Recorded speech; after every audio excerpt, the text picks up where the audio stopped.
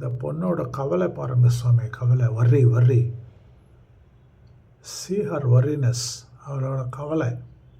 அவள் கவலை என்னன்னா, இந்த பொண்ணு அழகாக மேக்கப் பண்ணி ரெடியானா அந்த பொண்ணோட புருஷனுக்கு பிடிக்காதான்.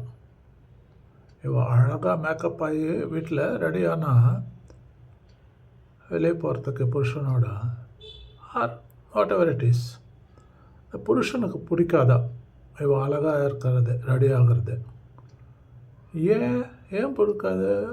பொண்டாட்டி அழகாக இருந்தால் நல்லது தானே அப்படின்னு ஒரு நினைக்கலாம். ஆனால் இந்த பொண்ணோட புருஷன் என்ன நினைக்கிறான்னா, என் ஒய்ஃப் எவ்வளோ அழகாக இருந்தால் மற்ற ஆம்பளைங்கெல்லாம் என் ஒய்ஃப் பக்கம் பார்ப்பாங்களே,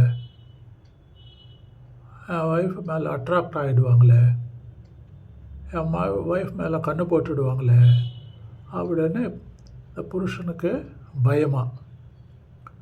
சரி, அழகாக ரெடியாக வேண்டாம், நார்மலாக இருந்துடலாம், ஆஸ் இட் ஈஸாக இருக்கிற மாதிரி, வித்தவுட் மேக்கப் அப்படின்னு ஒரு முடிவு எடுத்தால் இந்த பொண்ணுக்கு பயமா.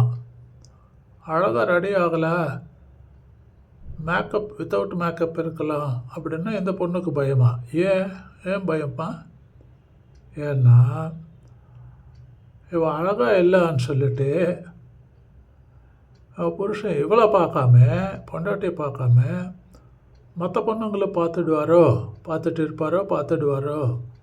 இல்லை அந்த பக்கம் அட்ராக்ட் ஆகிடுவாரோ அப்படின்னு சொல்லி எந்த பொண்ணுக்கு பயமா. அதனால் இந்த பொண்ணு என்ன சொல்கிறதுன்னா, மேரேஜ் ஆன பொண்ணுக்கு ரெடி ஆனாலும் ஒரு ப்ராப்ளம், கவலை, ரெடி ஆகலை ஆனாலும் ஒரு கவலை. அடைச்சி என்னடா இந்த வாழ்க்கை, மேரீடு வாழ்க்கை அப்படின்னு வருத்தப்பட்டுன்னு இருக்கா இந்த பொண்ணு. நீங்கள் என்ன சொல்கிறீங்க பாருங்கள். అందంగా రెడీ అయితే మా ఆయన టెన్షన్ పడతా ఉంటాడు, నా పిల్లంకి వెళ్ళవడం చూస్తాడా అని. రెడీ అవ్వకుండా ఉందామంటే నాకు భయం అవుతుంది, మా ఆయన నన్ను కాకుండా ఇంకా దేన్ని చూస్తాడో. నీ అమ్మ పెళ్ళయ్యాక రెడీ అయినా బాధే, రెడీ అవ్వకపోయినా బాధే. Please subscribe.